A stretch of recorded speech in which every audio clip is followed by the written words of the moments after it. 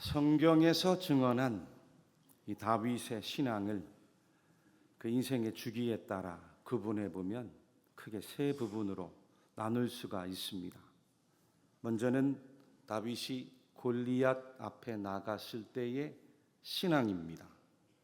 그때 다윗의 나이가 약관, 즉 20살이 채 안 된 아주 젊은 시기였어요.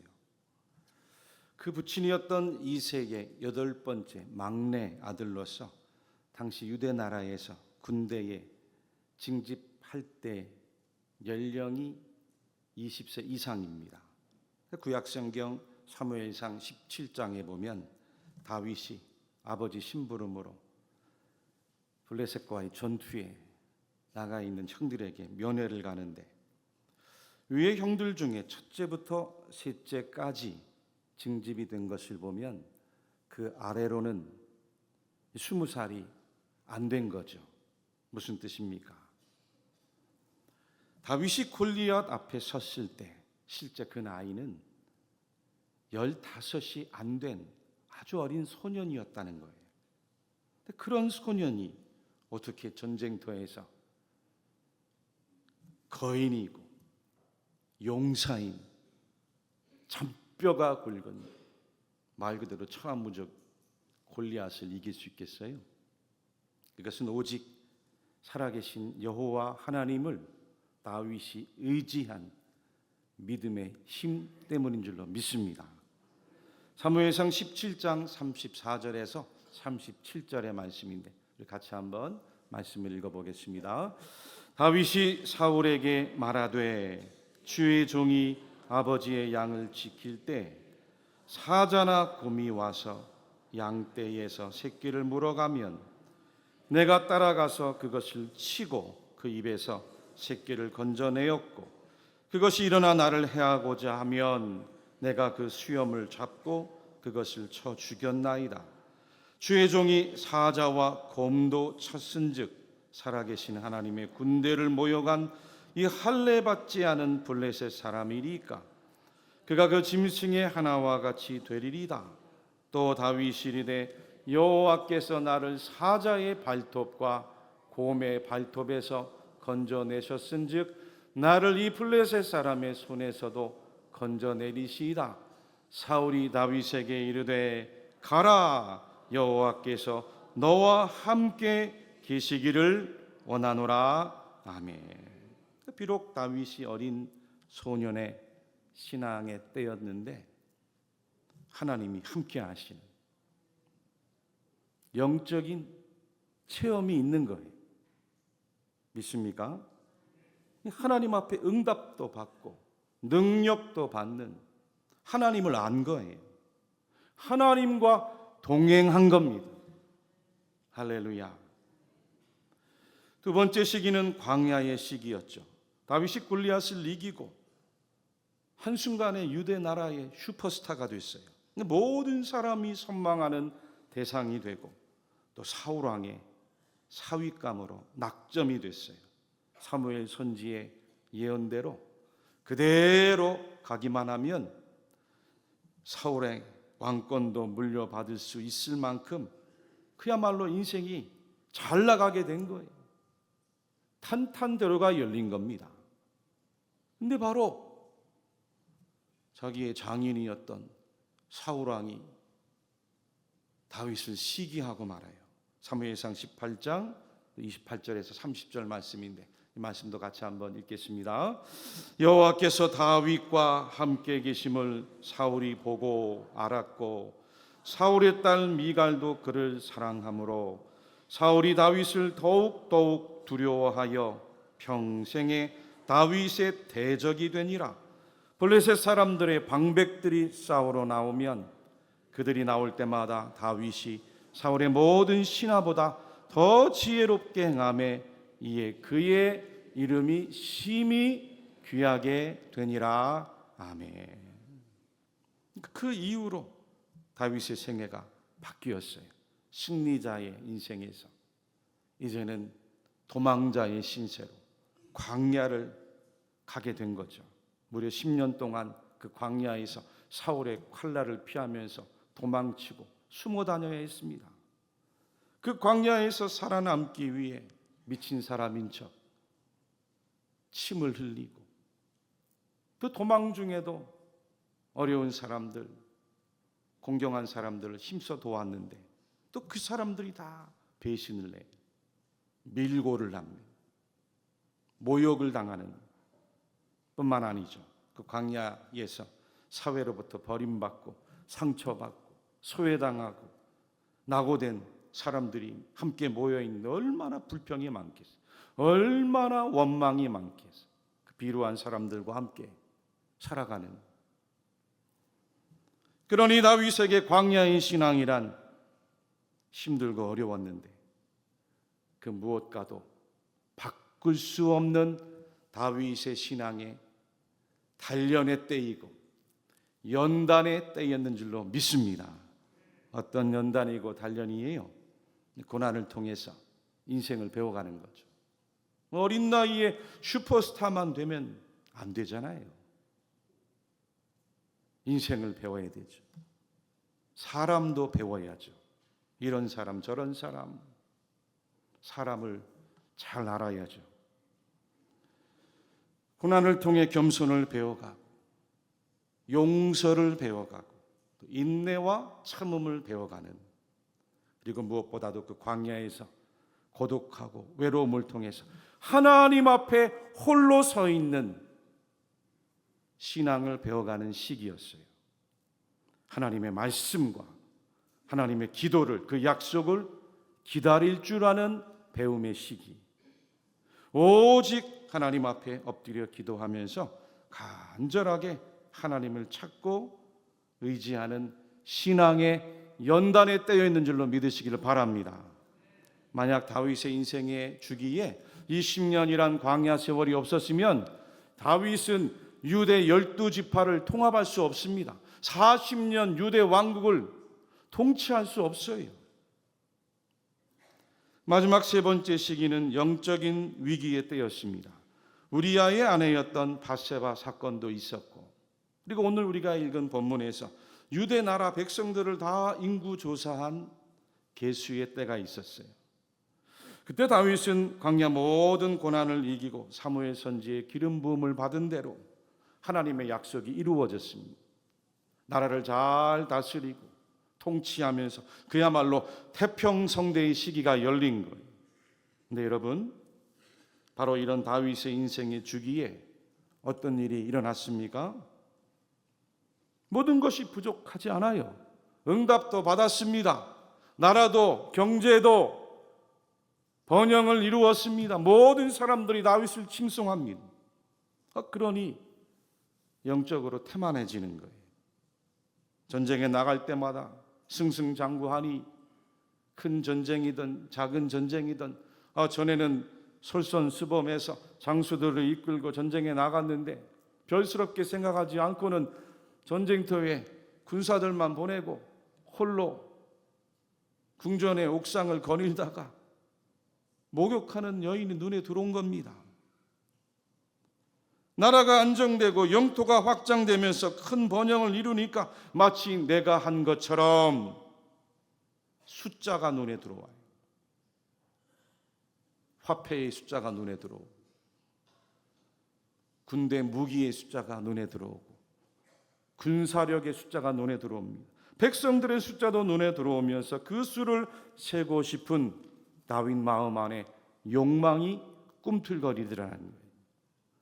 전에는 하나님만을 간절히 찾고 의지했는데 이제는 자기가 가지고 있는 모든 소유와 자원의 숫자, 그 수들을 세어보는 교만한 마음이 찾아왔어요. 네, 여러분, 오늘 성경에서 다윗의 이러한 마음을 가리켜서 뭐라고 증언한지 아십니까? 다윗을 충동하여라고 했어요. 한번 따라해 봅시다. 다윗을 충동하여. 다윗을 충동하여.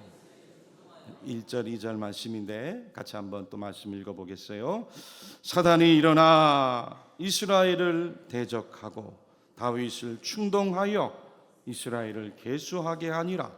다윗이 요압과 백성의 지도자들에게 이르되 너희는 가서 브엘세바에서부터 단까지 이스라엘을 계수하고 돌아와 내게 보고하여 그 수요를 알게 하라 하니.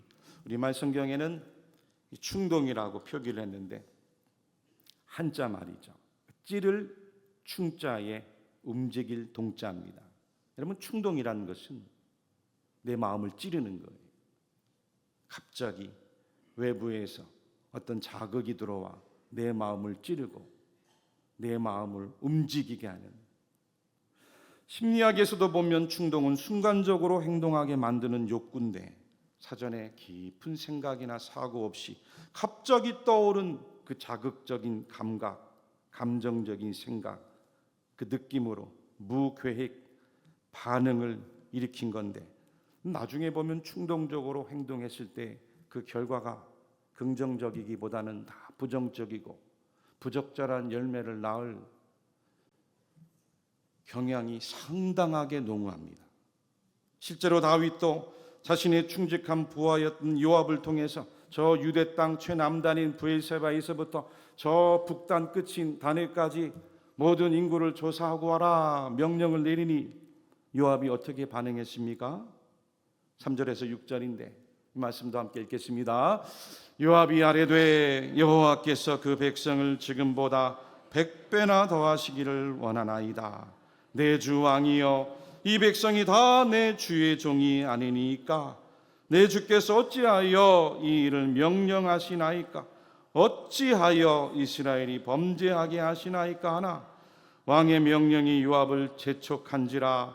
드디어 요압이 떠나 이스라엘 땅에 두루 다닌 후에 예루살렘으로 돌아와 요압이 백성의 수요를 다윗에게 보고하니 이스라엘 중에 칼을 뺄 만한 자가 110만 명이요 유다 중에 칼을 뺄 만한 자가 47만 명이라. 요압이 왕의 명령을 마땅치 않게 여겨 레위와 베냐민 사람은 계수하지 아니하였더라. 아멘. 그 요압 장군도 지금 상황이 평상시 다윗을 지켜보던 모습이 아니었어요. 그동안 다윗을 옆에서 보좌하며 지켜보았던 모습과 사뭇 달랐던 거예요. 이 요압은 다윗의 조카입니다. 40년 동안 다윗과 함께 나라를 통치하고 최고 군사령관으로 나라를 이끌면서 다윗의 곁을 지켰던 사람이에요. 그런데 지금의 다윗의 판단은 너무나 갑작스럽고 즉흥적이었어요. 아무런 계획이 없었습니다. 늘 먼저 하나님께 묻고 늘 먼저 하나님 앞에 기도하고 늘 먼저 하나님께 응답을 받아서 판단하고 행동했던 다윗의 평소의 모습이 아니었습니다.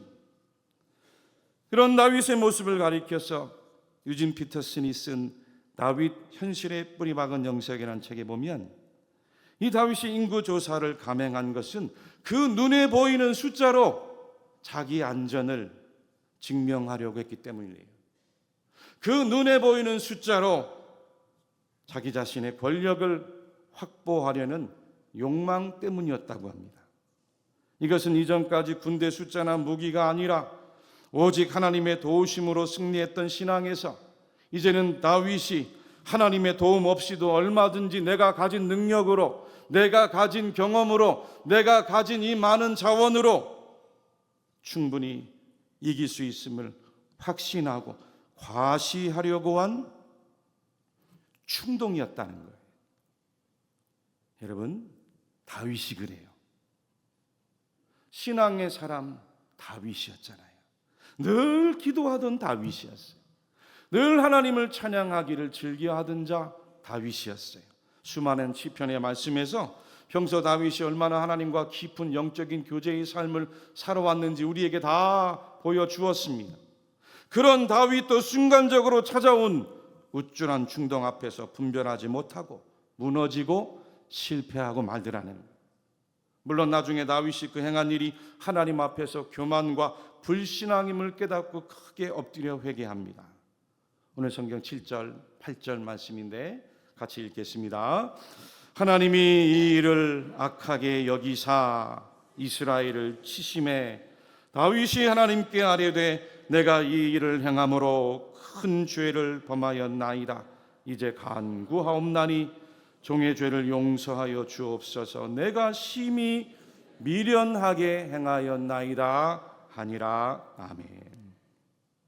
지난 주일 인간이 죄로 타락을 해서 하나님 없는 결핍을 살아가면 그 존재의 본래함이 타자의 욕망을 당한다라고 말씀을 드렸어요.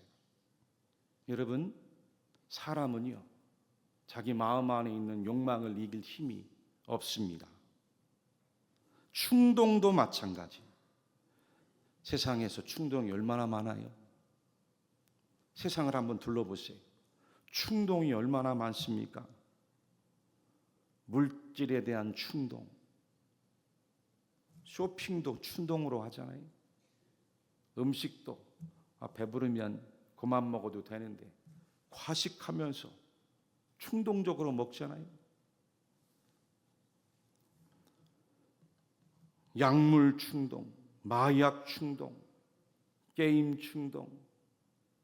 사람들 손에 그 스마트폰에 인터넷을 벗어나지를 못해요.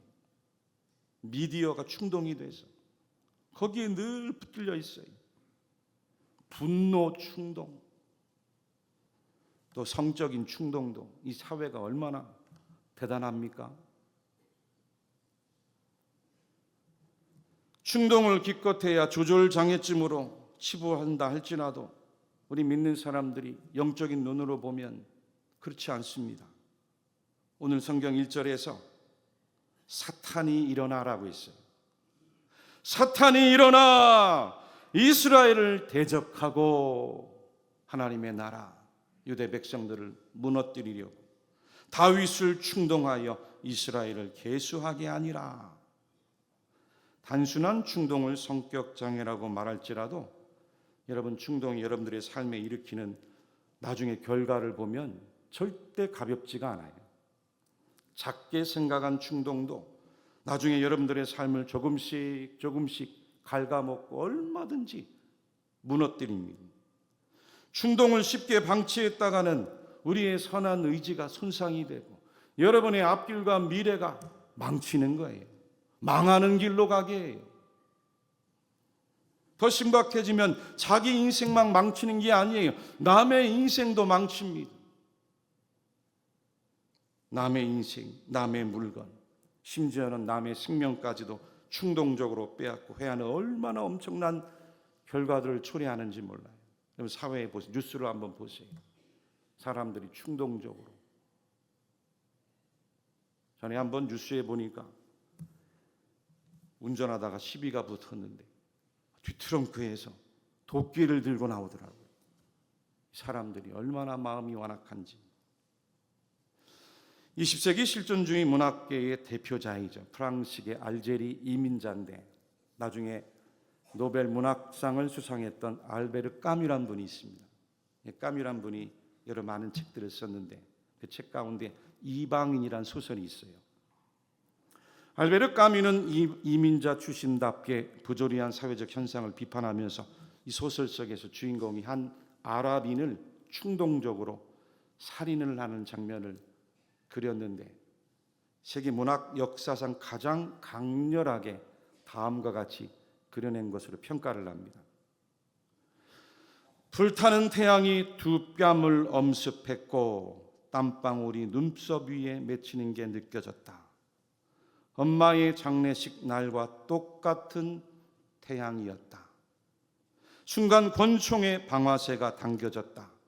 그것은 내가 마치 불행의 문을 두드린 4번의 짧은 노크 소리와 같았다. 여러분, 작은 충동이든 큰 충동이든 충동은 결코 선하지 않습니다. 악해요. 악합니다. 악한 사단 마귀의 영이 주는 충동이에요. 사단 마귀가 여러분들 마음 안을 찔러서 정념을 불러일으키고 욕망을 불지르게 해서 탐욕으로 나가게 하고 반드시 우리 인생을 후회하고 불행하게 만드는 것이 충동이에요. 그래서 오늘 본문에 쓰인 히브리어 동사 충동하다 하는 본래적인 의미도 부추기다, 또 믿기로 유혹하다, 빗나가도록 자극하다라는 뜻을 가지고 있습니다. 마치 사냥꾼이 짐승을 덫으로 유혹하고 유인할 때 사용한 단어와 마찬가지. 아담에게 뱀이 찾아왔어요. 선악과를 보여주는데 그 마음에 충동을 일으키니까 전에는 평범하게 보였던, 아름답게 보였던 그 선악과가 먹고 싶고 만지고 싶고 가지고 싶고 지혜롭게 보였다고 했잖아요.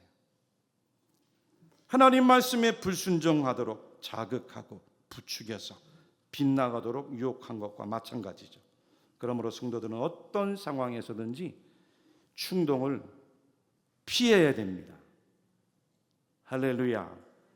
가벼운 충동이든 중한 충동이든 여러분의 생각과 마음, 여러분의 느낌과 감정에서 충동이 일어날 때 그냥 맥없이 끌려가면 절대 안 돼요.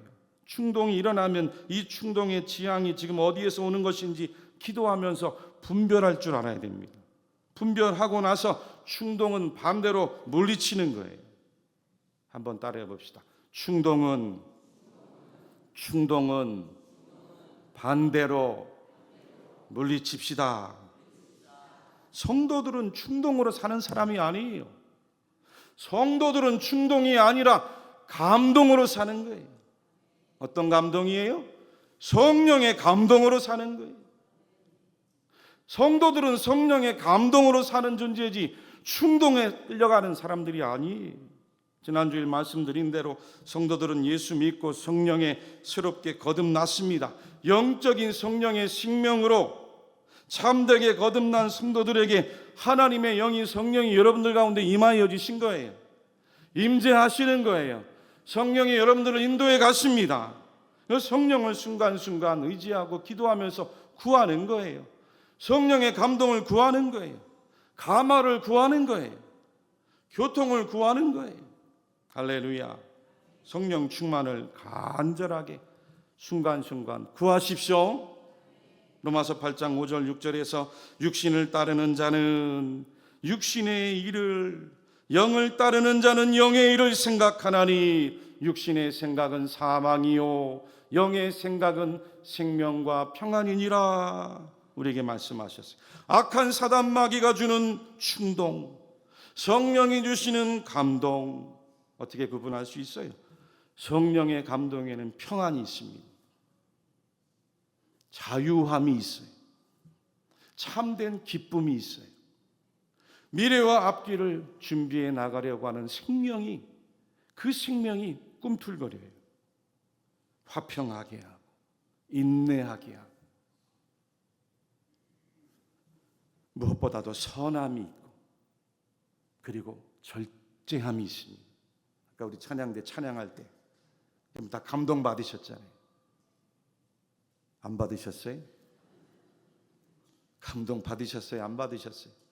감동을 받잖아요. 마음이 기쁘잖아요. 희망이 솟잖아요. 할렐루야. 하지만 충동은 어때요? 충동은 어떻습니까? 충동에 무슨 선함이 있고 기쁨이 있고 생명이 있고 평안함이 어디 있습니까? 충동 뒤에는 늘 불안하고 공허하고 후회가 뒤따라오죠. 참된 기쁨 같은데 쾌락이죠.